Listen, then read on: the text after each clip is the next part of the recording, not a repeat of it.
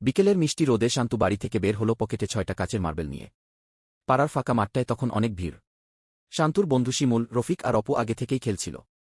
শান্তু গিয়ে বলল, আজকে মার্বেল খেলায় যে হারবে সে সবাইকে আইসক্রিম খাওয়াবে। শুরু হলো জমজমাট খেলা।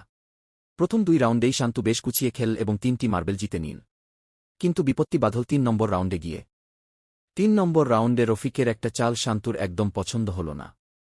রফিক হাতের আঙুল একটু বেশি বাড়িয়ে মার্বেল ছুঁড়েছিল, যা খেলার নিয়ম অনুযায়ী ফাউল। শান্তু সাথে সাথে চেঁচিয়ে উঠল, এটা হবে না রফিক, তুই ফাউল করেছিস কি? রফিক মানতে রাজি হল না। সে উল্টো বলল, আমি কোনো ফাউল করিনি, তুই হিংসা করছিস কারণ তুই এবার হারবি। দুজন দুজনের দিকে তেড়ে গেল।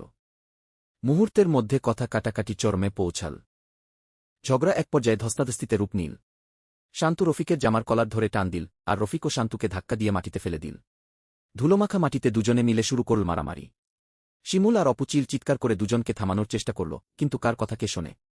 শান্তুর হাঁটু ছিলে গিয়ে রক্ত বের হতে লাগল, আর রফিকের শার্টের হাতার সেলাই ছিঁড়ে গেল।